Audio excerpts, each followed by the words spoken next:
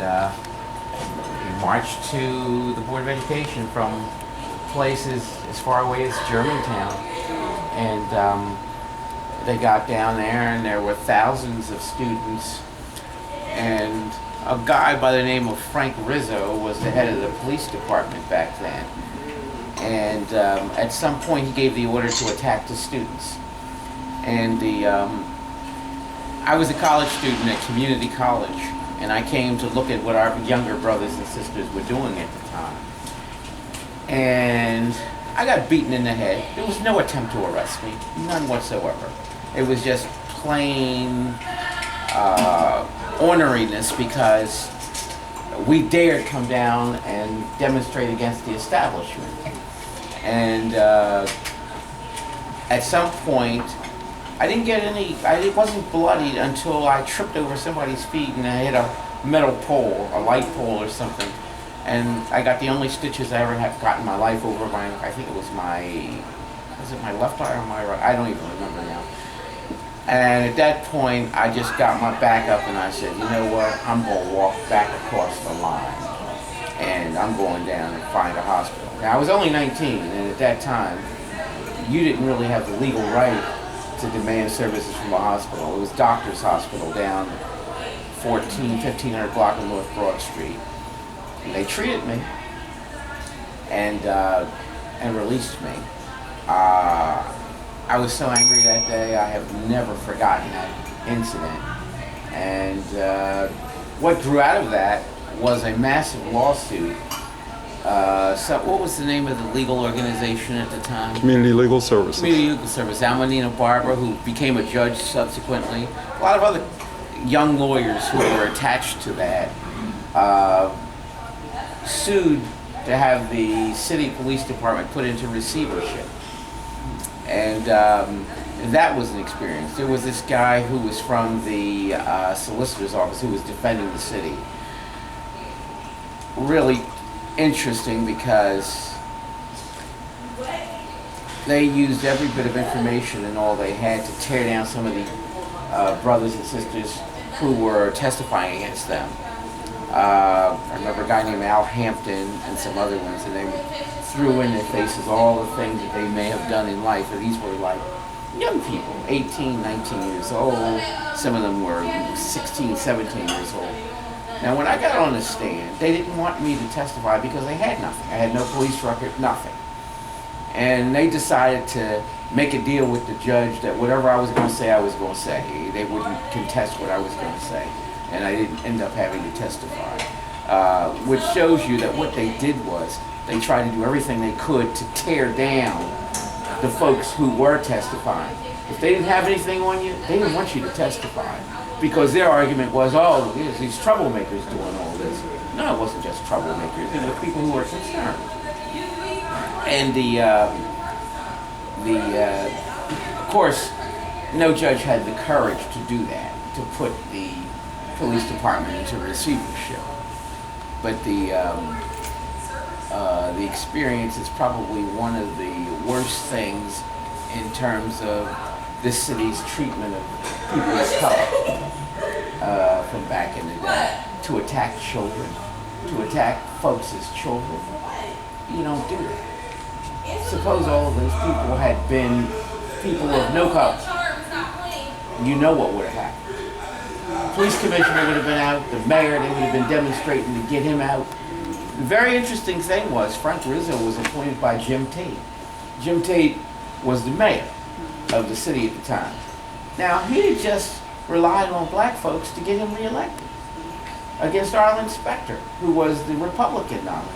He got in by the barest of margins, by about 9,000 votes. And I remember working the polls that day, and I said, how could you elect somebody like this? You know, he gave you Frank Rizzo, and you know what he is to our community. You know, why would you even vote for him? But the older folks at that time, they felt like to vote Democrat was the thing to do. And you vote for the person, not the party.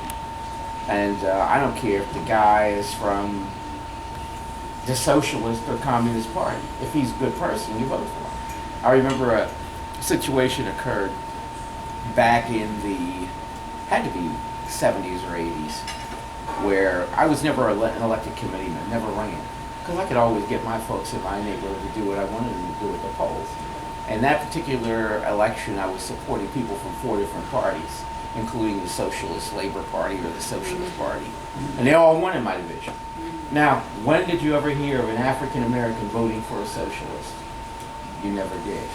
And there was another party, the Consumer Party, and of course the Republican and Democrats. And of course I went out, I had little 3x5 cards, broke them into columns, put numbers in each column. I said, now this is what I want you to do when you go in.